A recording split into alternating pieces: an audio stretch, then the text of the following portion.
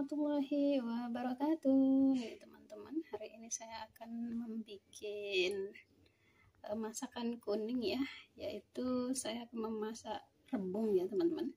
Dan ini saya sudah menyediakan ada daleman sapi ya, atau kambing juga boleh.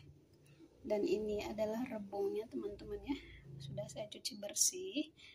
Nah, ini dia bumbu yang andalan saya ya. Ini adalah bumbunya: bawang putih, bawang merah, terus ada kunyit ya teman-teman, dan ini ada geprekan jahe sama daun salam dan daun jeruk.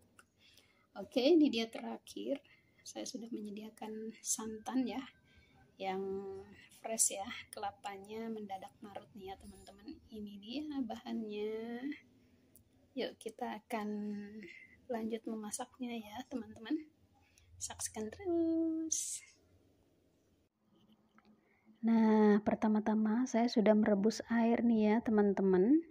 Setelah air mendidih, lalu saya masukkan bahan, yaitu dalaman kambing atau dalaman sapi ya teman-teman. Seperti ini saya akan merebusnya. Dan jika teman-teman mau pakai garam juga bisa ya, yaitu gunanya agar daging ini tidak terlalu bau ya, karena kan daging kambing itu bau sekali ya teman-teman. Nah, ini dia setelah mendidih beberapa didihan, lalu saya membukanya nih teman-teman ya, dan saya akan mengangkatnya ya, yaitu menyaringnya ya teman-teman, agar airnya juga tidak ikut ya. Nah, ini yang kedua, saya setelah merebus air mendidih, lalu saya juga akan merebus rebung ya teman-teman terlebih dahulu. Ini dia seperti ini ya, sama seperti merebus daleman tadi ya teman-teman. Nah, ini dia, saya akan merebusnya sampai setengah matang saja ya teman-teman, karena nanti kita akan memasaknya kembali ya. Nah, ini dia, ini sudah saya cek dan ini sudah setengah matang ya teman-teman. Jadi saya akan mengangkatnya ya, dan saya akan meniriskannya ya. Oke, ini dia rebungnya sudah kita rebus dan juga dalaman tadi ya. Baik, kita akan lanjut. Ini saya sudah menyediakan minyak ya teman-teman. Lalu saya akan memasukkan jahe, daun salam dan daun jeruk. Lalu saya juga memasukkan bumbu yang sudah saya blender tadi ya teman-teman, yaitu bumbunya adalah bawang putih, bawang merah ya, ada kunyit teman-teman, juga saya memasukkan beberapa buah kemiri ya, dan saya tambahkan pepper putih ya. Nah, ini dia, sepertinya kita goseng-goseng sampai harum ya teman-teman. Nah, ini dia, setelah harum saya memasukkan garam nih teman-teman ya. Ngikut selera aja ya teman-teman ya. Kalau memang masaknya sedikit, teman-teman bisa 1 sendok atau setengah sendok saja ya bagi yang enggak suka asin. Di sini saya menggunakan 2 sendok saja ya teman-teman. 2 sendok garam dan 1 sendok penyedap ya. Nah, ini dia, kita kembali menggoseng-goseng sampai harum ya teman-teman. Saya lalu masukkan ini gula ya, gula putih. Lalu saya akan mengaduknya kembali seperti ini dan sampai harum ya teman-teman, dan aromanya keluar nih teman-teman. Setelah itu saya akan masukkan daging ya, yang sudah tadi saya rebus nih ya teman-teman.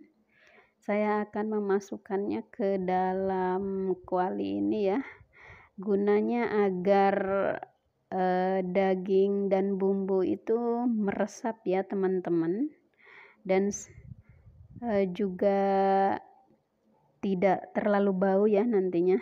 Nah, ini dia, saya memasukkan daging ya teman-teman seperti ini. Saya goseng-goseng lagi nih ya teman-teman,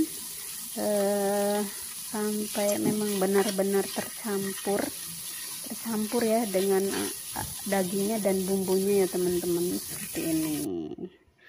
Baik, lalu saya akan menyediakan panci nih ya teman-teman, panci. Lalu saya akan masukkan santan, yaitu santan encer ya, yaitu santan yang saya buat yang kedua ya teman-teman.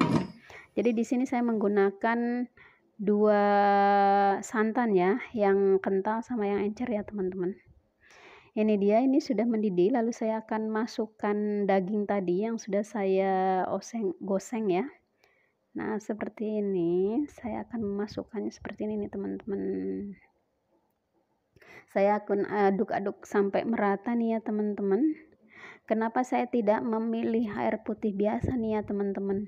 Karena kalau saya menggunakan santan ini akan cepat empuk ya teman-teman. Jadi di saat kita merebus daging tidak terlalu lama ya, dan hasilnya juga akan cepat empuk ya teman-teman. Nah, ini dia seperti ini. Saya aduk-aduk ya teman-teman, supaya merata ya, dan antara daging dan bumbu sudah tercampur. Oke, baik teman-teman, setelah ini sudah tercampur rata, nanti saya akan menutupnya ya teman-teman, dan saya akan merebusnya sampai matang ya teman-teman. Jadi saya memasaknya dagingnya dulu ya sampai matang, karena rebung itu tidak terlalu lama ya teman-teman. Oke, seperti ini. Nah, ini dia setelah setengah jam kira-kira ini sudah matang. Lalu saya akan memasukkannya rebungnya nih teman-teman ya ke dalam daging tersebut. Ini dia rebungnya yang sudah saya sap ya, atau yang sudah saya rebus tadi setengah matang ya teman-teman, dan saya akan jadikan satu ke sini ya, seperti ini. Nah, seperti ini teman-teman. Ini rebungnya lumayan muda ya, jadi tidak tua. Nah, ini dia teman-teman rebungnya ya. Baik, kita akan didihkan beberapa didikan ya sampai matang ya teman-teman. Oke, setelah seperti ini saya buka nih teman-teman, dan saya akan memasukkan santan kental nih ya teman-teman ke dalam rebung dan daging ya. Jadi nanti airnya akan seperti sup ya, bikin soto gitu ya teman-teman.